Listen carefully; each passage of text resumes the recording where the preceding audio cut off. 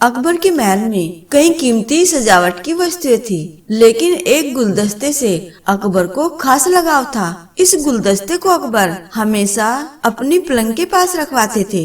एक दिन अचानक अकबर का कमरा साफ करते हुए उनके सेवक से वह गुलदस्ता टूट गया। सेवक ने घबराकर उस गुलदस्ते को जोड़ने की बहुत कोशिश की, लेकिन नाकाम रहा।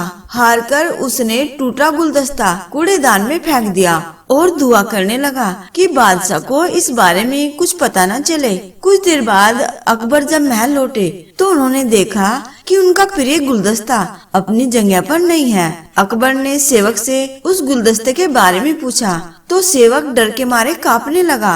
सेवक को जल्दी में कोई अच्छा बहाना नहीं सूझा तो उसने कहा कि उस गुलदस्ते को मैं अपने घर ले गया हूँ ताकि उसे अच्छे से साफ कर सकूं। यह सुनते ही अकबर बोले, मुझे तुरंत वो गुलदस्ता लाकर दो। अब सेवक के पास बचने का कोई रास्ता नहीं था। सेवक ने अकबर को सच बता दिया कि वो गुलदस्ता टूट चुका है। यह सुनकर अकबर आग बबूला हो गया और क्रोध में उस सेवक को फांसी की सजा सुना दी। अकबर ने कहा, झूठ मैं बर्दाश्त नहीं करता हूँ। जब गुलदस्ता टूट ही गया था तो झूठ बोलने की क्या जरूरत थी। अगले दिन इस घटना के बारे में जब सभा में जिक्र हुआ तो बीरबल ने इस बात का विरोध किया।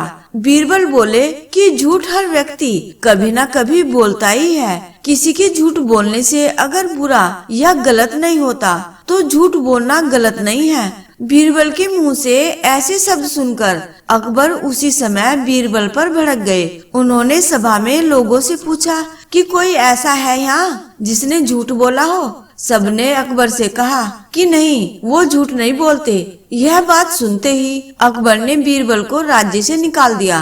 राज दरबार से निकलने के बाद बीरबल ने ठान ली कि वो इस बात को साबित करके रहेंगे कि हर व्यक्ति अपने जीवन में कभी न कभी झूठ बोलता है। बीरबल के दिमाग में एक तरकीब आई, जिसके बाद बीरबल सीधे सुनार के पास गए।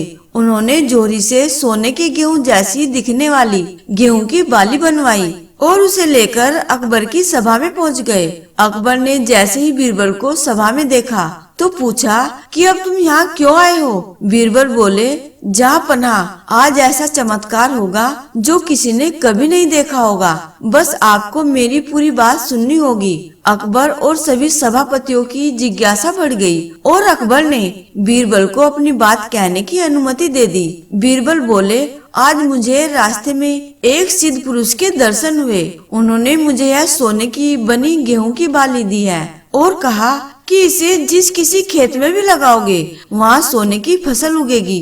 अब इसे लगाने के लिए मुझे आपके राज्य में थोड़ी सी जमीन चाहिए। अकबर ने कहा, यह तो बहुत अच्छी बात है, चलो हम तुम्हें जमीन दिला देते हैं। अब बीरबल कहने लगे कि मैं चाहता हूँ कि पूरा राज दरबार यह चमत्कार देखे। बीरबल की बात मानते हुए पूरा राज दरबार खेत की ओर चल पड़ा।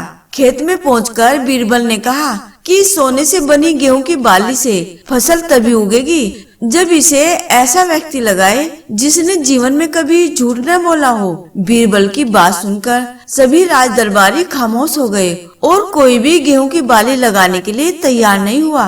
बादशाह अकबर बोले कि क्या राज दरबार में कोई ऐसा व्यक्ति नहीं है जिसने अपने जीवन में कभी झूठ न बोला हो। सभी खामोश थे।